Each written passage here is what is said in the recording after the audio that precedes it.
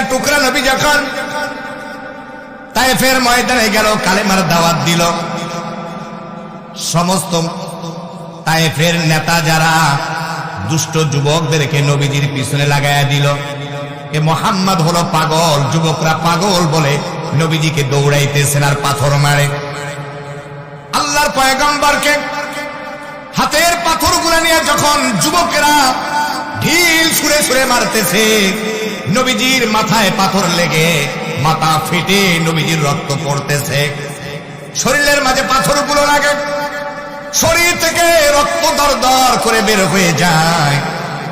আমার কলিজার টুকরা নবী তিনবার তায়েফের ময়দানে বেহুশ হয়ে যায়। পাথরের আঘাত বুঝেন কি কষ্ট। রেল লাইনের কাছে যাবেন, এক একটা পাথর হাতে নিয়ে বুঝবেন আমার নবীকে কিভাবে করে কাফের আর বেঈমানেরা কষ্ট দিয়েছে। আল্লাহর পয়গম্বর যখন বেহুশ হয়ে গেল, নবীজি আমার হুশ হওয়ার পরে ফেরেশতা জিবরিল আমিন আল্লাহর পয়গম্বরের কাছে আসলেন। পাহাড়ের দায়িত্বশীল ফেরেশতা নবীজির খেদমতে আসলেন।